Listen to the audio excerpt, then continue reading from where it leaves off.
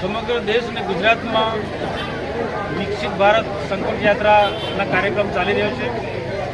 ભરૂચ જિલ્લામાં પણ લગભગ બધા જ તાલુકામાં આ કાર્યક્રમ પૂર્ણ થવાના આરે છે.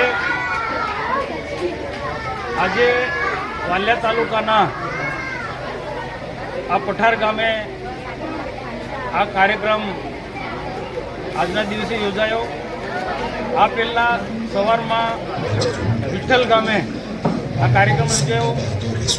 આ વિકસિત ભારત સંકલ્પ યાત્રાનો ઉદ્દેશ્ય જે છે કે દેશને સમૃદ્ધ ભારત બનાવવો છે, દેશને મજબૂત ભારત બનાવવો છે, હર હાથ કો કામ આપવાની દેશના પ્રધાનમંત્રી વાત લઈને ચાલે છે.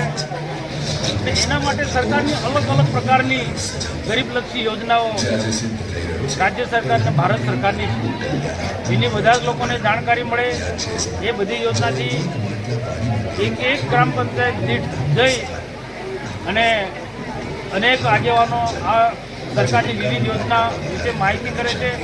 અને સાથે સાથે રથમાં એટલી બધી સરસ પ્રકારની સુવિધા છે, વિવિધ પ્રકારની યોજનાની સાથે દેશના પ્રધાનમંત્રી નરેન્દ્રભાઈ મોદી સાહેબ પણ પ્રજાજનોને અપીલ કરે છે.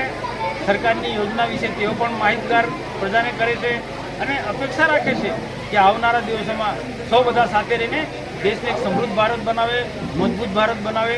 અને આ જે કાર્યક્રમ ખરેખર એટલો પ્રભાવી કાર્યક્રમ છે. મેં ભરૂચ લોકસભા વિસ્તારના ડેડિયાપાડા, સાગબારાથી માંડીને લગભગ બધા જ તાલુકામાં આ કાર્યક્રમમાં હું જોડાયો છું. વાલિયા તાલુકામાં 5 થી 6 ગામોમાં જોડાવાનું થયું. તો મારો જે અનુભવ છે એ ખરેખર એટલો સરસ છે કે કદાચ પહેલી વખત આટલો ભવ્ય કાર્યક્રમ જોતો હશે ને લોકોને જબરજસ્ત મોટો લોકોનો એટલો બધો એમાં સહયોગ મળી રહ્યો છે. જિલ્લા વહીવટીતંત્ર કે તાલુકા વહીવટીતંત્ર ચૂંટાયેલા લોકો પણ આ બધા કાર્યક્રમમાં હાજર રહેશે અને આ કાર્યક્રમને સફળ બનાવી રહ્યા છે. હું દેશના પ્રધાનમંત્રી સાચા અર્થમાં હું ખૂબ એમનો આભાર માનું છું કે સદીઓ પછી આવા દેશના પ્રધાનમંત્રી આ દેશને મળ્યા છે. અને સાચા અર્થમાં દેશ આવનારા દિવસોમાં એક મજબૂત ભારત બનવાનું એવો મને પૂર્ણ વિશ્વાસ છે.